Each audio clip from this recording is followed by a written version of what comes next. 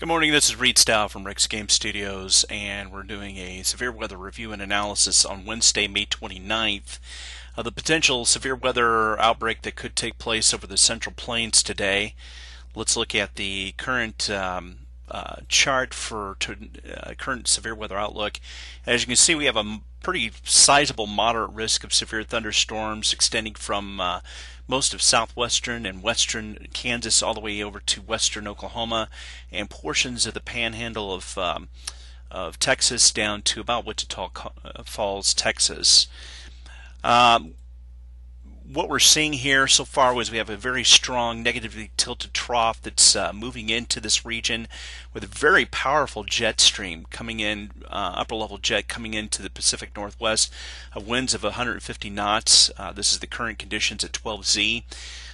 This will be digging because it's still digging. The trough's going to be digging a little bit further south, and then we'll start to see that that jet stream begin to move around the trough. Now, this may not occur until a little bit later, possibly tomorrow, so we'll have to watch and see how this develops, but we still have sufficient strong winds aloft and affluent winds aloft over the moderate risk area.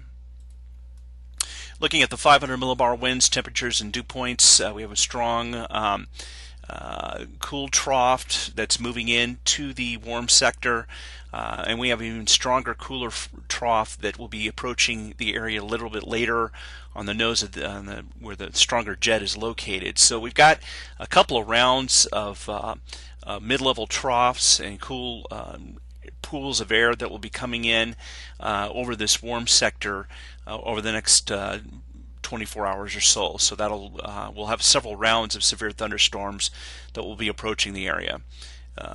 We'll have to watch and see which one's going to be the most powerful. At the 700 millibar level, we can see that there's a very definitely a strong dry punch that will be moving into the Texas, Oklahoma, and Kansas area. Again, the stronger of the troughs right now is back in the Pacific Northwest, and this will be riding the jet in, and probably these troughs will intensify and form into one main trough over this Central Plains and off the Rocky Mountains there.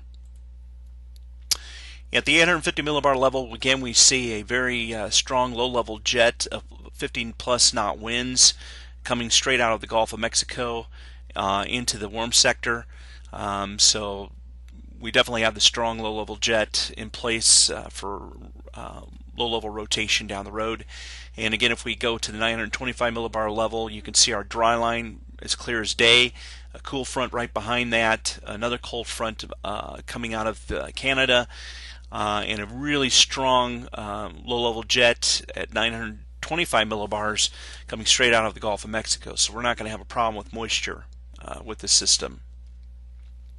If we look at the 1 kilometer shear, there's plenty of low-level shear. I like to probably see this value a little bit higher, but again, this is at 15Z, so this will be increasing as the day goes on. But again, it's more than sufficient for severe weather today. Lifted indices at 15Z, we have lifted indices already projected by the models of -10 up here in the Panhandle in southwestern Kansas. I would expect probably a sufficient tornado watch to be issued here probably pretty soon. Again, surface-based CAPE projected by the 15Z models. Again, we have sufficient CAPE values here. We're already at 3,500 joules. I expect that I've seen forecast up to 5,000 joules. We already have 4,000 joules down here in southwestern Texas. Now the surface, I don't know if you can see this very well, but on the surface right now we have 70 plus dew points. They're still kind of hugging the coast here right now, but I expect those to increase and move northward as the low-level jet continues. As we saw again at the 925 millibar levels, we have plenty of moisture in place, so that's not a factor. But the 65 dew point levels are all the way up into Kansas and southwestern Kansas. So I expect that to increase as time goes on and as the gradients begin to increase throughout the day at the surface. Right now we have a potential surface low that's developing along the dry line. just around the Panhandle, around southwestern, southeastern Colorado and southwestern Kansas. The dry line extends from there. Now, the interesting thing I notice here is we do have a couple of cool pools of air. It's not really great, but it is there. There's one definitely over Amarillo, Texas, which was associated with the storm complex that went through there yesterday. So we'll probably not see a lot of intense activity over Amarillo, but we'll probably see thunderstorm activities develop to the north of that cold pool, northeast of that cold pool, and along that area once the dry land begins to shove to the east. Now, what's going to be the question here today is how far will this dry line move? We do, like I said, we do have a pretty strong trough moving in the mid-levels, so I do expect this trough to move over, but the winds are so strong at this point, I don't see it pushing too far to the east. So I think right now the most intense severe weather will probably be in southwestern Kansas at this point. It might be somewhat surface-based limited because of the fact that our dew points are still not quite as low as I'd like, or high as I'd like them to be. Last week the dew points were in the 70s in this region here, so we had quite a bit of moisture put in place here. Tomorrow may actually be a bigger day for severe weather as that secondary trough comes in, if not tomorrow, possibly Friday, as the bigger trough comes in and they consolidate in this region. And the moisture from the Gulf of Mexico may have time to move up from there.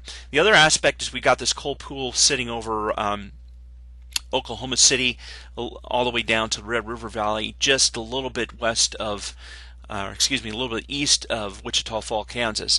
So really, the storms may be limited to southwestern Kansas and upward, and then more over towards southwestern Oklahoma and along this boundary here, especially as this dry line tries to shove a little bit east. But the activity might be a little limited. We'll have to monitor it closely today. Let's look at our SKU-T plots. This is the 12Z Oklahoma City. Again, sufficient moisture. It's not your perfect shotgun look, so to speak, because we don't have the dry punch at the mid-levels at this time. And winds are still pretty strong out of the south, southwest. But as far as everything else goes, the directional and speed shear are obviously sufficient for long track storms if they do develop in this area. The question is will they have the opportunity to develop? Will the cap break enough for them to develop, and will there be enough forcing to push these storms over the limit? So we'll have to monitor those. The one in Amarillo, Texas, as you can see, again, sufficient cap there. The question that we have in place there is, do we have enough directional shear? We have plenty of speed shear, but the directional shear seems to be a little bit short there. But again, all the other parameters were sufficient. So the pros and cons of today, we have strong negative tilted trough coming in, strong speed shear, strong directional shear, especially over the Oklahoma City area, sufficient low-level shear. Some of the cons that we have, though, is will there be sufficient heating and instability, especially where the boundary layers are at. There is weak directional shear over Amarillo, so will we have strong storms going up in that area near the cold pools, but will they be able to last long enough when they reach those areas? We'll keep you posted throughout the day. We'll probably do some live streaming down the road. Thank you for watching.